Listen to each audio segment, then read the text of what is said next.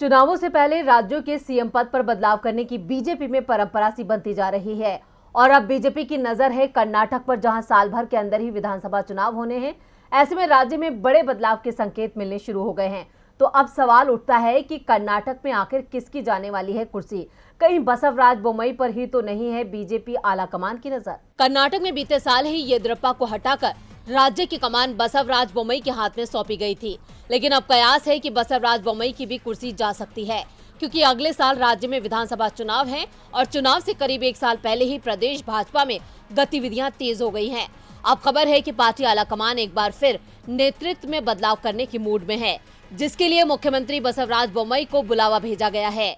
दूसरी तरफ इस सियासी उठापटक के बीच राज्य के कई भाजपा नेताओं ने भी दिल्ली में डेरा डाल लिया है।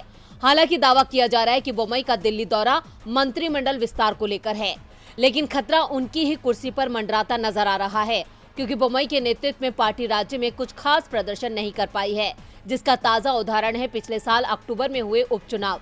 वहीं दूसरी तरफ पिछले कई दिनों से राज्य में चल रहे अलग अलग विवादों से भी जनता में बोम्मई के लिए नाराजगी है। ऐसे में पार्टी उनके चेहरे पर चुनाव लड़कर कोई रिस्क नहीं लेना चाहती है, लेकिन बोम्मई के नेतृत्व में जिस तरह से बीजेपी को एक के बाद एक चुनावों में हार मिल रही है, उससे तय है कि विधानसभा चुनाव के परिणाम भी बीजेपी की उम्मीदों के उलट आ सकते हैं।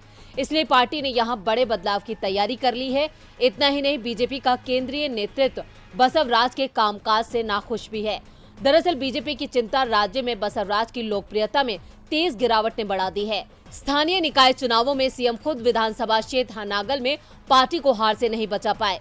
ये भी कहा जा रहा है कि राज्य के कई मंत्री और विधायक भी सीएम बोम्मई से नाराज चल रहे हैं और चुनावों से पहले बीजेपी के कई नेता पार्टी छोड़कर कांग्रेस में जाने के संकेत भी दे रहे हैं। ऐसे में पार्टी को आगामी चुनावों में होने वाले बड़े नुकसान से बचाने के लिए आलाकमान जल्द कोई फैसला ले सकता है।